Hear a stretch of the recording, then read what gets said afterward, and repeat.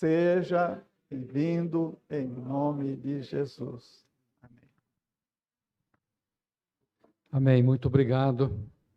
Uma boa noite a todos. Paulo diz, e eu quero repetir, que a paz de Deus, que excede todo entendimento, guarda os vossos corações e as vossas emoções em Cristo Jesus. Mais do que nunca, nós precisamos ser guardados nas nossas emoções, né? Temos vivido tempos de abalos emocionais, né? Onde as crises emocionais têm realmente tomado conta das vidas, dos corações, os problemas têm afetado as pessoas de uma forma física e espiritual por causa das questões emocionais. Mas que o Senhor venha nos sustentar e venha nos fortalecer neste tempo de muitas lutas e muitas adversidades. É uma alegria, é um prazer poder estar com vocês. Eu quero agradecer a liderança da igreja, pastor Walter, Mocidinha, por ter nos convidado. Eu quero agradecer ao casal, pastor Walter e Mocidinha, por essa tarde tão gostosa, né? Que a gente relembrou alguma coisa que o pastor Walter não lembrava, como ele disse, né? Mas como marca a vida da gente, a gente lembra, né? Às vezes para o outro é algo corriqueiro comum, não lembra, né? Lembro do pastor Valdeci no concílio meu, lá em Altaquari, né? E é muito bom poder estar aqui, irmãos, poder compartilhar com os irmãos, compartilhar da alegria dos irmãos, né? E vivenciar aquilo que Deus tem feito por nós. A irmã Gilmar, minha esposa, já mês de julho, dia 25 de julho, nós completamos 41 anos de parceria, né? Parceria mesmo, no que deve né? Parceiro para toda obra, né? Desde empurrar caminhão atolado até arrumar cozinha junto, né? A gente é parceiro em tudo, né? Nas dívidas e também nos arregalos da vida, né? Eu louvo a Deus por isso. Deus tem nos dado esse privilégio, esta bênção e ter me dado essa bênção de ela ter me escolhido no meio de tantos homens da face da terra, né? Eu louvo a Deus pela vida dela e agradeço ao Senhor. E é um prazer, mais uma vez digo, é um prazer estar com os irmãos aqui e neste momento para compartilhar da palavra do Senhor, daquilo que Deus tem para nós, né? 7 anos de Igreja Batista Memorial, né? O ano realmente marcante, né? O ano realmente da consciência, né? E eu creio que o versículo escolhido para esses dias é um versículo bem apropriado, fala sobre crescimento, né? 7 anos, a criança já cresceu, mas não pode parar, precisa continuar crescendo, né? E assim somos nós. Eu gostaria de falar sobre esse texto, né? De 2 Pedro, capítulo 3, versos 17 e 18. Quero pegar o verso 17 também. E o versículo 18, que é o tema bíblico desta reunião, deste tempo, desta comemoração, do aniversário desta amada igreja que nós estamos tendo a honra e o prazer de poder conhecer. 2 Pedro 3, 17 e 18. Vós, pois, amados, prevenidos como estáis de antemão, cautelai-vos, não suceda que, arrastados pelo erro desses insubordinados, descaiai da vossa firmeza. Antes, crescei na graça e no conhecimento de nosso Senhor e Salvador Jesus Cristo. A Ele seja glória, tanto agora como no dia eterno. Amém. A palavra de Deus, ela é recheada de promessas, né? E a promessa que nós aguardamos, que ainda não cumpriu, que foi cantado aqui, foi Maranata, né? Ora vem, Senhor Jesus. E nós aguardamos este tempo da vinda de Jesus, não para fugir de problemas. Eu sei que tem muita gente que, na hora do desespero, fala, volta logo, Senhor, porque Ele quer fugir do problema, né? Mas nós não devemos aguardar esse tempo por querer fugir de problemas, de situações. Devemos aguardar esse tempo pelo prazer e alegria de saber que nós estaremos com Cristo eternamente na glória. E como Pedro mesmo diz, nós seremos lá como Ele é. Agora nós visualizamos como que um reflexo, Mas lá não, nós veremos face a face. E Paulo diz que o olho não viu, o ouvido não ouviu e nunca subiu à mente do homem, é o que Deus tem preparado para aqueles que o buscam. E nós vivemos empenhados, irmãos, nesta promessa. A igreja de Cristo ela precisa viver esta promessa. E muitas vezes a vida corriqueira, o dia a dia, as dificuldades, as promessas, as propostas, ela vem ofuscar essa promessa de Cristo na nossa vida. Passamos por situações que muitas vezes as pessoas elas têm dificuldade de aguardar este tempo, estão querendo que seja prorrogado este tempo por interesses próprios. E muitas vezes eu questiono lá em Alto Taquari, do qual eu quero trazer um abraço da PIB de Alto Taquari também, aos amados, né? Eu falo assim, quem quer morar com Jesus? Todo mundo levanta a mão. Eu falo assim, quem quer ir hoje morar com Jesus? A ideia muda. O desejo parece que ele é subtraído por outros interesses, né? Às vezes encontro com o João e falo, pastor, eu quero que Jesus volte, mas eu quero casar primeiro, né? Eu quero realizar um sonho primeiro. E assim são muitas vezes as intenções, os propósitos. Mas o que mais realmente nos chama a atenção e o que mais nós queremos colocar é que existem coisas que querem realmente minar na nossa vida essa esperança e essa promessa. E o apóstolo Pedro fala bem nisso. Se você ler a segunda carta de Pedro, desde o capítulo 1, ele começa a falar sobre isso. E no capítulo 3 ele fala de uma forma mais direta a respeito disso. E aí no final ele fecha com este versículo maravilhoso. Antes do quê? Antes de você ser consumido, antes de você ser enganado, antes de você ser ludibriado. E muitas vezes a gente acha que as coisas que querem nos roubar essa esperança, essa vida nossa em Cristo, muitas vezes são os problemas, é a Covid, é isso, é aquilo, mas não. São as coisas sutis na nossa vida que tentam burlar isso e tentam nos puxar para trás, impedir o nosso avanço. Se nós olharmos no aspecto físico, o aspecto físico ele tem um processo de crescimento. Uma criança de 15 anos, né, vou mudar aqui o termo, um adolescente de 15 anos, não vou apanhar, né? Um adolescente de 15 anos, ele é muito mais crescido que uma criança de 2 anos. E se você encontrar um adolescente de 15 anos na estatura de uma criança de 2 anos, o que vem na tua mente? Está doente, tem problemas. No aspecto espiritual não existe esse tempo cronológico. O tempo para o crescimento, ele cabe a nós.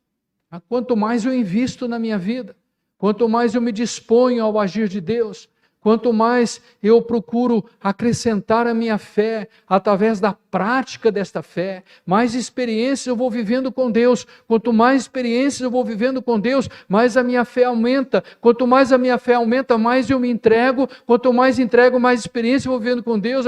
E aí por diante. É um ciclo isto. Um ciclo crescente na nossa vida. E é isso que nós precisamos vivenciar como povo de Deus, como nação de Deus, porque existe um propósito para nós nessa terra. E nós não fomos chamados nessa terra para angariar bens, para juntar bens materiais. O Senhor dá, mas o cristão é diferente.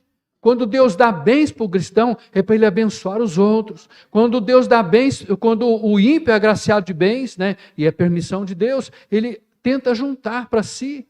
Lembra da parábola do rico insensato?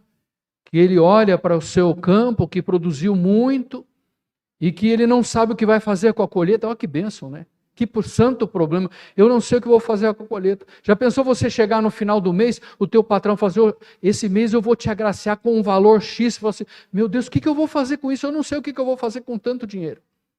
Aquele homem olha e fala assim, eu vou derrubar os meus celeiros, vou fazer tudo novo. Aquele homem era um homem abençoado por Deus. Ele é um homem agraciado por Deus. Deus deu a chuva, Deus deu o sol, Deus impediu que a enfermidade alcançasse aquela lavoura, Deus impediu que os gafanhotos destruíssem aquela lavoura. Agora ele tinha uma colheita farta, tudo ele estava na direção certa. Eu vou destruir tudo, vou fazer tudo novo. Mas quando ele chega no final da parábola, Jesus diz que ele olha para isso Ele diz, a alma come, bebe, folga, porque tem muitos bens para muitos anos. Jesus chama aquele homem de louco, por quê? Porque ele não soube investir aquilo que ele havia conquistado de Deus. Aquilo havia sido subtraído pela sua ganância, talvez pela sua forma de pensar e imaginar que tudo aquilo que ele havia ganho é para o seu próprio bem-estar. Fui aposentado mais cedo, né? Então agora eu vou descansar. É triste, irmãos, quando a gente olha alguém na igreja e fala assim, pastor, eu quero férias da igreja. Fala assim, pois é, a hora que Deus fala, eu quero férias de você, você está no sal. Não adianta clamar que Deus não vai, Deus está de férias de você. Imagine isso. Então, existem situações que queiram roubar isso de nós. Então, a palavra de Deus dá uma direção para estabelecer a minha vida de forma a suportar qualquer adversidade sem decair na minha fé. O apóstolo Pedro diz, antes crescei na graça. O apóstolo Paulo em Efésios, capítulo 6, versículo 10, diz, fortalecei-vos no Senhor e na força do seu poder, para que você possa resistir o dia mau. O fortalecimento, ele está ligado ao crescimento. Uma criança, um adolescente de 15 anos, ele pode levar talvez uns 15 quilos, uns 10 quilos, uns 5 quilos ele pode levar. Uma criança de 2 anos não consegue carregar 5 quilos. Mas ele cresceu, ele se fortaleceu, ele avançou, ele conquistou. Pedro diz, nós precisamos crescer. Paulo diz, nesse crescimento nós vamos nos fortalecer, vamos nos tornar forte para poder resistir no dia mau. Que dia mau é esse? O dia mau não é o dia do problema, não. O dia mau é o dia da perseguição por causa do nome de Jesus Cristo. A igreja brasileira, ela ainda não sabe o que significa isso. Nós não sabemos o que significa isso e estamos com medo disso. E muitas vezes começamos a orar ao Senhor para Deus dar uma direção para que a gente não venha suportar isso. E às vezes, hoje mesmo no carro estava comentando, às vezes eu fico temeroso até de orar nisso. Porque nós sabemos que pelas profecias, o resultado mundial vai ser uma direção de deterioração, né, de perseguição à igreja de Jesus. E quando eu digo assim, quando eu oro, Senhor, prorroga isso. Ora, eu estou jogando isso nas costas dos meus netos. Estou protelando isso. E eu me lembro de Ezequias. Ezequias, quando Deus falou com ele, eu não vou destruir Israel no teu tempo. Mas no tempo da tua descendência, ele ficou feliz. Egoísmo. E muitas vezes eu sinto constrangido de orar desta forma. Mas o que nós precisamos, irmãos, é crescer e se fortalecer no Senhor, para que se esse dia mau chegar, nós possamos vencer como a igreja primitiva venceu, como os mártires morreram queimados, sacrificados, como os apóstolos foram martirizados pelo nome de Jesus Cristo. E uma das coisas que muitas vezes tem tentado roubar isso de nós é esse evangelho falso. Eu olho para a palavra de Deus, eu não consigo ver este evangelho que se prega aí de prosperidade, de bênção. O meu pai é o dono do mundo, eu vou ser o reizinho do mundo. Deus pode me dar isso, Deus pode te dar isso, e Ele tem nos dado. E a minha pergunta é, tem te faltado alguma coisa? Então você tem tido isso, mas é neste tempo de bonança que nós precisamos crescer no Senhor e precisamos nos fortalecer no Senhor. Não existe fortalecimento sem crescimento. Crescer é deixar a meninice, deixar a infantilidade, tornar-se adulto espiritual. O autor aos Hebreus, ele faz uma reclamação na carta aos Hebreus. Hebreus capítulo 5, versículo 12, ele diz, portanto, vocês já deviam ser mestres. Vocês estão precisando de leite ainda, e não houve crescimento no meio dos hebreus. Eles precisavam estar ensinando, eles precisavam estar ensinando, estavam precisando ser ensinados. E aqui Paulo, o autor aos Hebreus, desculpe, eu não sei quem é. O autor aos Hebreus, ele diz aqui assim, o vício, né? O autor aos Hebreus, ele diz assim, que eles deveriam ser mestres, estavam precisando de ser ensinados dos rudimentos do Evangelho. Não faça isso, não peque, isso é pecado.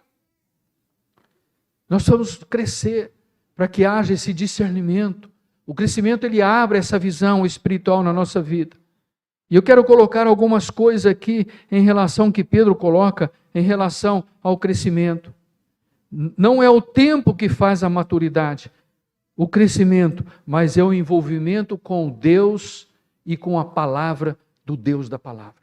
É quando eu me envolvo com a palavra, é quando eu envolvo com o Deus da palavra, a fome e o desejo de viver esta palavra dia a dia, é que nos fortalece. Jesus, ele conta uma parábola a respeito de uma casa edificada. Aquele que ouve e pratica a palavra é como a casa que edificou sobre a rocha, aquele que ouve e não pratica é como a casa que edificou sobre a areia. O temporal veio sobre as duas casas, sobre a areia ruiu. A prática da palavra é a rocha que nós precisamos realmente edificar a nossa vida, é na prática da palavra. Nós precisamos voltar os nossos olhos para a palavra é o parâmetro para a nossa vida, é a direção para a nossa vida, é a orientação, é a nossa bússola e a nossa âncora em tempo de tempestade. É nela que nós nos firmamos, é nela que realmente nós nos asseguramos.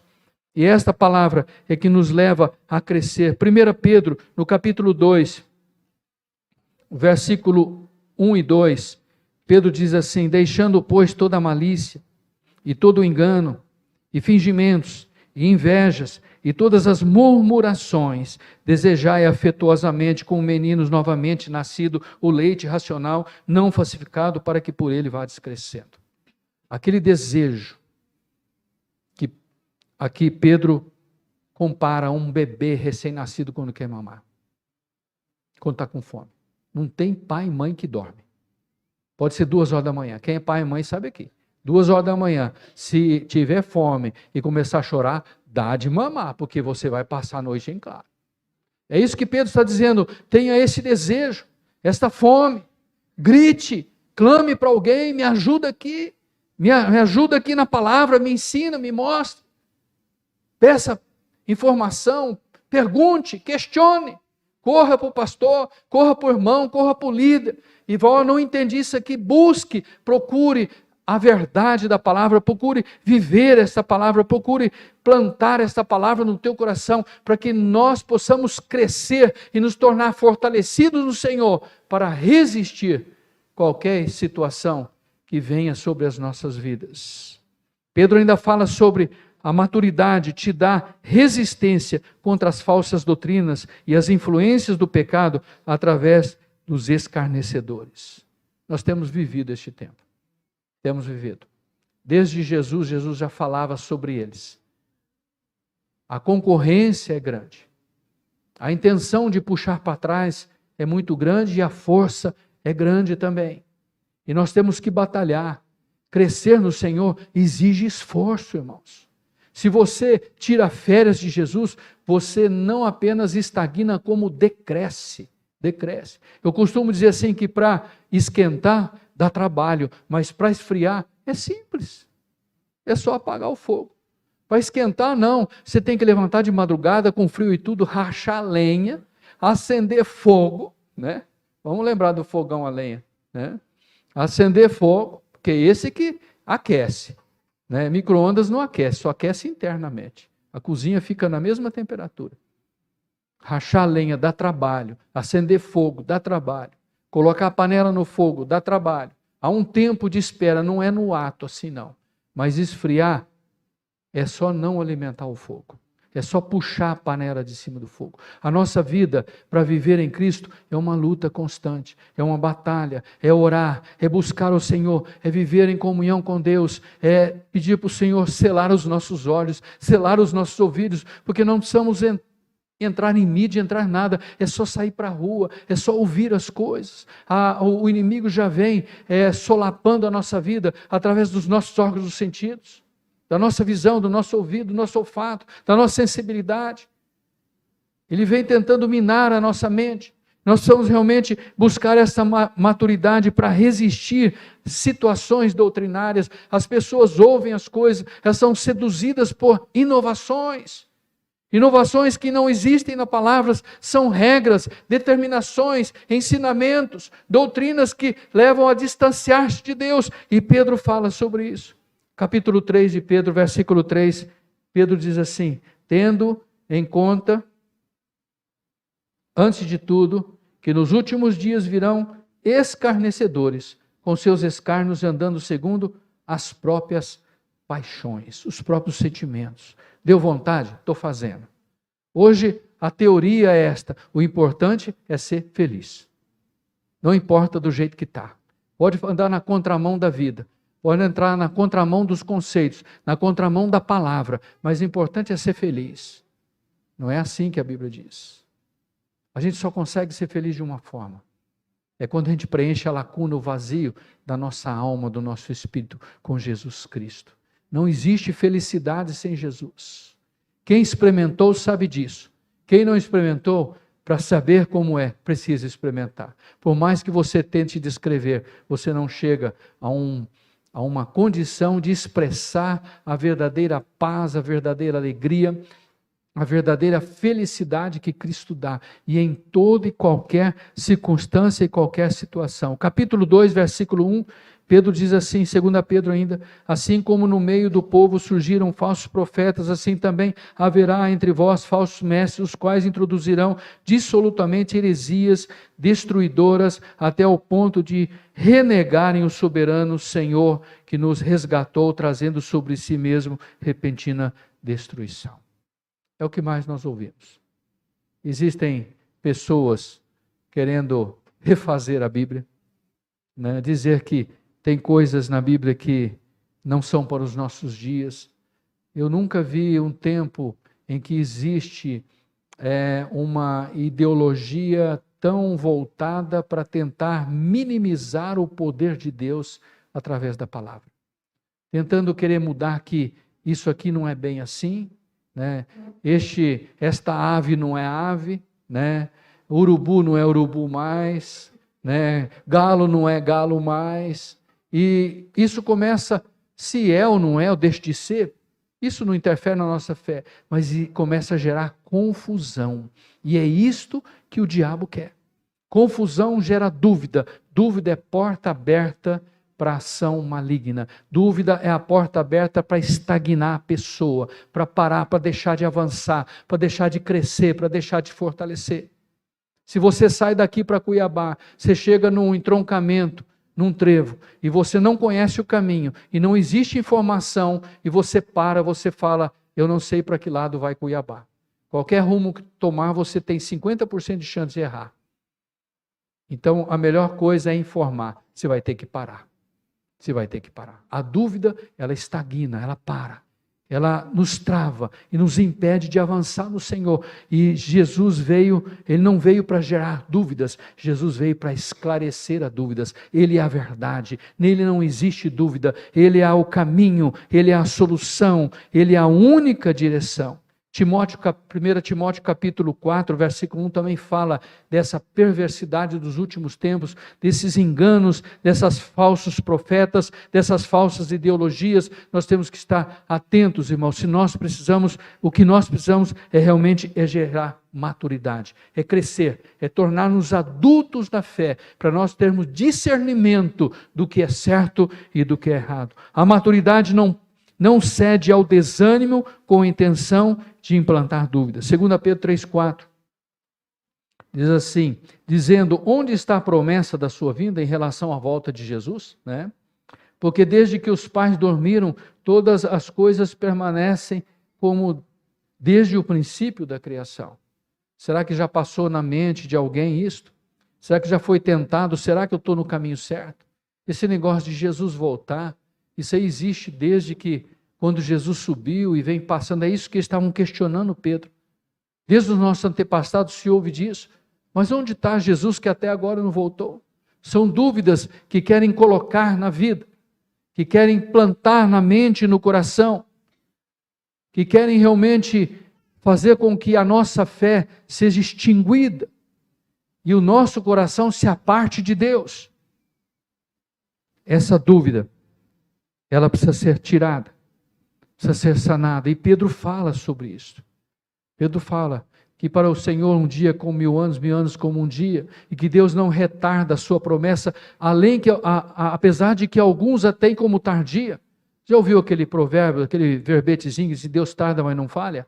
É a maior mentira isso, maior mentira. Deus não tarda e Deus não falha. Sabe o que Deus faz? Deus prorroga. Sabe por que Deus prorroga? E Pedro diz aqui, por amor e misericórdia, para alcançar as pessoas. Ele dá tempo para as pessoas. Esse tempo de pandemia, o Senhor começou a ministrar algo no meu coração. Porque quando passou aquela primeira fase, que foi a pesada, né, que muitas pessoas morreram, eu estava andando no Taquari, entrei na construtora, uma senhora lá, ela é católica, e ela disse, pois é, pastor, você viu? Né, nosso prefeito morreu, o pastor da Assembleia de Deus morreu, o padre morreu. Eu falei, você está querendo dizer que o próximo sou eu? Não, pastor, não. Parece que ela estava dando uma dica, né? Muitas vezes nós passamos por situações como essa da pandemia, e quando termina aquela fase pesada, fala assim, puxa, essa eu passei, né? Sobrevivi. E muitas vezes as pessoas têm uma tendência de falar assim, a fulano era tão bom, né? O pastor lá, era o pastorzão, o cara lá, né? E ele morreu. E eu fiquei. Aí Deus me levou essa palavra. O Senhor, o versículo 9 diz, pelo contrário, Ele é longânimo para convosco, não querendo que nenhum se perca. Eu falei, meu Deus. Então se ele morreu, Deus permitiu ele morrer porque ele estava preparado, e eu fiquei porque eu preciso me preparar. Então eu não estou preparado? Muitas vezes vem esses questionamentos em nós. Eu não sei dar essa resposta, por que ele morreu e eu fiquei.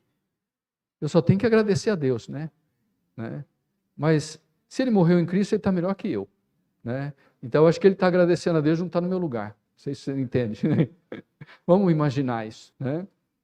Então, essas dúvidas muitas vezes querem perturbar a nossa mente. Mas o que nós precisamos é estar firmado na palavra. Firmado nela. Não importa o que as pessoas digam, não importa o que as pessoas pensem. Nós não podemos deixar que nós sejamos minados por dúvidas no nosso coração. Nós precisamos ter convicção. Paulo diz assim, eu sei em quem tenho crido. Eu estou certo que Ele é poderoso para guardar o meu depósito até o dia final. E quando Paulo disse, Paulo não estava na boa, não estava de boa, não. Paulo estava passando por uma situação terrível. E às vezes, irmãos, eu olho para a carta aos Romanos, quando Paulo escreve aos Romanos, eu olho para as cartas de Paulo quando Paulo estava preso em Roma. Quando Paulo foi preso em Roma, ele criou uma igreja em Roma. E uma da parte da igreja dele estava no meio da guarda pretoriana. Paulo era contagioso. Quem era colocado do lado dele se convertia. Mas eu pergunto, você já parou para pensar nisso? Qual era a proposta de Paulo para o evangelho? Se todo dia Nero mandava matar um cristão, de pendurar lá, betumar e pôr fogo, matar outro crucificado, decapitado, degolado, cerrado ao meio, martirizado. Aquelas pessoas de Roma estavam vendo isso, e o evangelho era pregado. Talvez venha a pergunta que muitos fazem, se eu me entregar ao evangelho de Cristo, o que Deus tem para mim? Fala assim, olha para o teu lado, está vendo eles morrerem? É isso que Ele tem para você. E na verdade, não é esse evangelho que tem sido pregado aí fora, mas é este evangelho que a palavra de Deus traz para nós.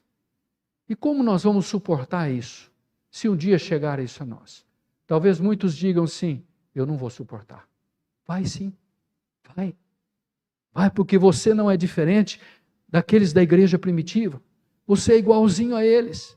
Mas quando chega na hora, vem a unção de Deus, a força de Deus. É por isso que aquelas pessoas no Coliseu morrendo, no Coliseu romano, ao serem atacados por aqueles animais, muitos da plateia se convertiam de ver o semblante alegre e feliz dele, quando eles eram destruídos pelos animais, porque a glória de Deus estava sobre ele, a unção de Deus estava sobre eles, estavam crescidos e fortalecidos no Senhor, estavam dispostos e estavam já visualizando aquilo que Deus tinha realmente para eles. Nós precisamos visualizar isso através da nossa fé. A maturidade leva a um descanso em Deus, aguardando o tempo de Deus. É isso que Pedro fala no capítulo 3, verso 8 e 9, que eu já citei e não vou repetir. Essa esperança nossa da volta de Jesus, quando o Senhor romperá em glória esses céus e tocará a trombeta, E Paulo diz, aqueles que morreram em Cristo ressuscitarão primeiro, mas nós, os que estivermos vivos, seremos transformados num abrir e fechar de olhos, e juntos encontraremos com Cristo na glória. Essa é a nossa esperança. Eu não sei se vou alcançar este tempo, gostaria que fosse. A minha esposa fala assim, nós não vamos um sepultar o outro, nós vamos ser arrebatados juntos. Eu falei assim, eu não sei se ela está com fé de viver muito tempo ou ela está achando que Jesus vai voltar por esses dias.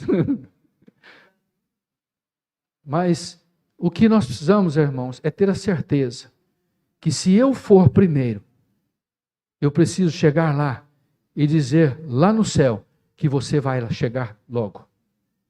Se eu posso dizer isso? Agora, se você for primeiro, diga que logo eu chego.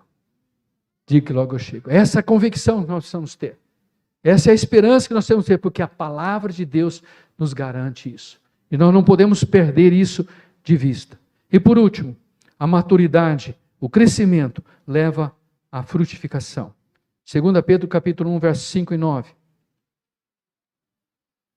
Diz assim, por isso mesmo, vós reunido, toda a vossa diligência, associai com a vossa fé, virtude, com a virtude conhecimento, com o conhecimento domínio próprio, com o domínio próprio a perseverança, com a perseverança a piedade, que é o amor, né?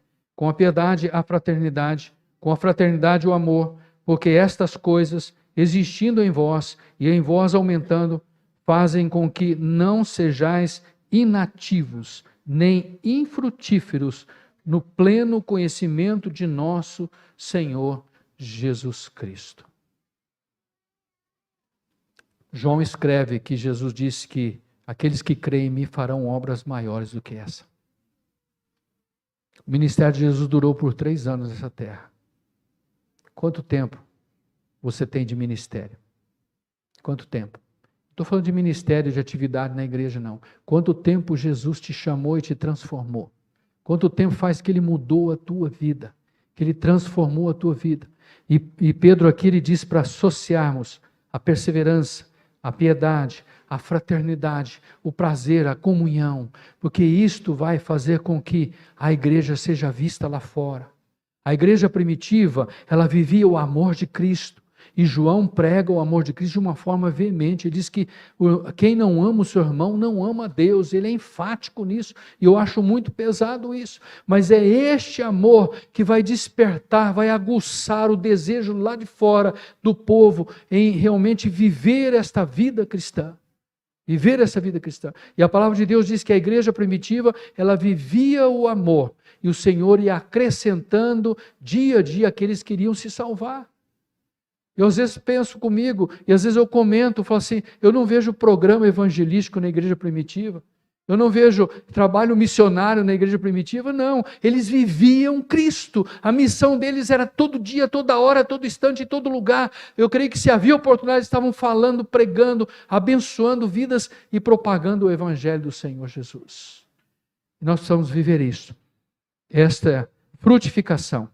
A maturidade produz frutificação. O crescimento leva à frutificação, que desperta a visão para além do que está à nossa volta, levando-nos a olhar mais distante, descentrando a nossa atenção, produzindo assim um alívio espiritual, um gozo, um prazer. É tão gostoso quando você vê uma pessoa se dobrar diante de Jesus, uma pessoa se converter. É o maior presente que a gente recebe. Isso acoberta todas as aflições da vida, do ministério, da vida em Cristo, quando você vê pessoas transformadas, pessoas libertas da dependência alcoólica, da dependência química, pessoas sendo libertas pelo Senhor. Nós trabalhamos lá em Altaquari com uma clínica de dependência química e alcoólica masculina. Já está com 12 anos, né, Júdi? 12 anos. E assim, às vezes você vê muita reincidência de pessoas que passam por lá, mas aí você começa a somar. Os meninos lá, eles têm um grupo no WhatsApp dos ex-alunos do centro terapêutico. E quem faz parte desse grupo não são aqueles que rescindiram, mas foram aqueles que são libertos. E tem muitos lá, você vê o testemunho deles. Lá em Barra do Garça, tem uma família de 3 irmãos, que um foi puxando o outro. Um está terminando o seminário e vai ser pastor. O outro restaurou sua casa, restaurou sua família. Nós temos um pastor em Alto Taquari, pastor Rubson, uma bênção, um menino de Deus, abençoado. Ele é líder de louvor, ele é vice-presidente da igreja, ele é presidente do centro terapêutico. Esse ano, na eleição, me tiraram de presidente do centro terapêutico e colocaram ele, né? E eu louvei a Deus por isso. Falei assim, menos carga no meu ombro, mais carga para ele. Estou cumprindo o meu objetivo, cumprindo o meu propósito, alcançando o meu sonho. E ele está lá, um menino totalmente dependente de drogas, 7 anos que Deus o libertou. Um profissional excelente, motorista de caminhão. Ele viajava com um bitrem. O patrão sabia que ele usava química e dava o caminhão na mão dele, porque ele era bom. Ele viajava mais de 1.000 quilômetros sem saber por onde ele passou. Até que Jesus alcançou, na sua família destruída, a mulher havia abandonado, ele queria saber dele mais, não tinha onde morar. Ele foi para lá, a esposa dele foi para dentro de casa, ela ganhou neném, morou 3 meses em casa, falou, não, eu preciso trabalhar. Foi trabalhar, alugou uma casa, ele saiu de lá, eles se perdoaram, se refizeram. Hoje ele tem carro, ele tem casa, ele é restaurado, é uma bênção e está junto à família abençoada na obra do Senhor. Porque Deus faz a obra. Deus faz a obra. Quando nós dispomos a nossa vida em abençoar pessoas, Deus quer canais dele para abençoar vidas. E nós somos canais do Senhor. Nós vamos crescer e precisamos nos fortalecer no Senhor. E eu quero terminar essa palavra, lembrando do versículo 18 do capítulo 3 de 2 Pedro. Antes de tudo, antes de você desanimar, antes de você retroceder, antes de você decidir, cresça na graça e no conhecimento de nosso Senhor e Salvador Jesus Cristo. A Ele seja a honra, a Ele seja a glória, a Ele seja o louvor, porque o nosso propósito nesta terra é exaltar e glorificar o nome daquele que era, que é e que há de ser. Amém? Curva a sua cabeça, eu gostaria de orar nesta noite pelas nossas vidas.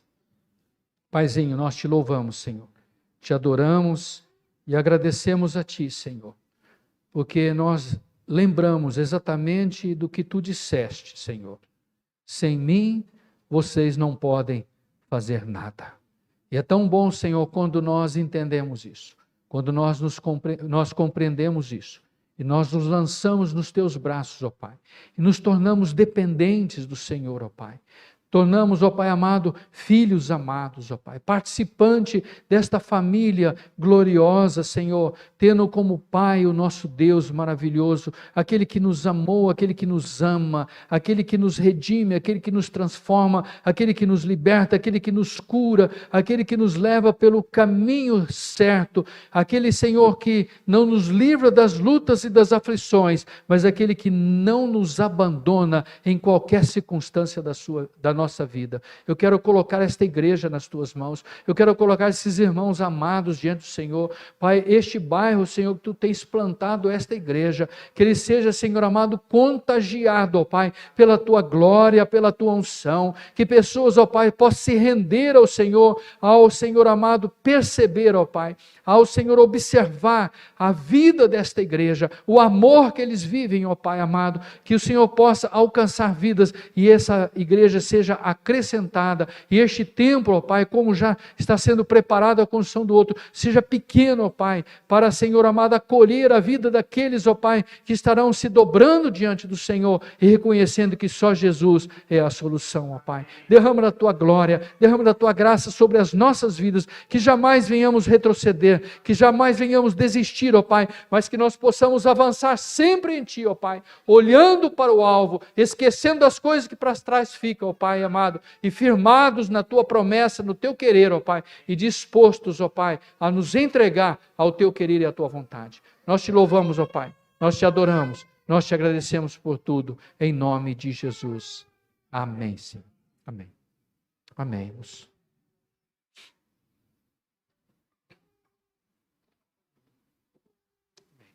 Muito obrigado, pastor. Amém. Olha, foi um grande prazer. Eu nunca ouvi ele pregando, ouvi hoje.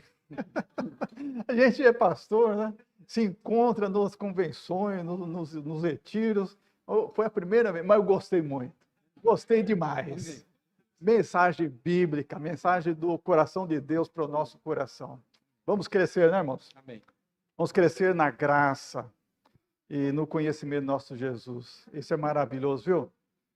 E a gente falando que o pastor aceitou naquele tempo o chamado, olha que bênção. Se não tivesse aceitado, quanta gente não teria sido abençoada, ouvindo sobre esse centro terapêutico que ele criou lá com a igreja, né? Que bênção, essas famílias recuperadas.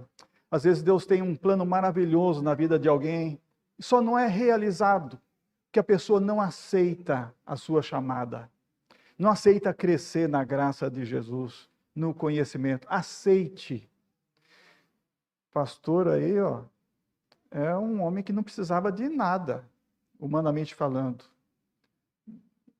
Agricultor, muito bem, né? Mas olha, ele entendeu que a melhor coisa que existe é o chamado de Jesus. É fazer a vontade de Deus em primeiro lugar. Faça isso também, em primeiro lugar. Deus na sua vida e cresça nesse conhecimento, nessa graça.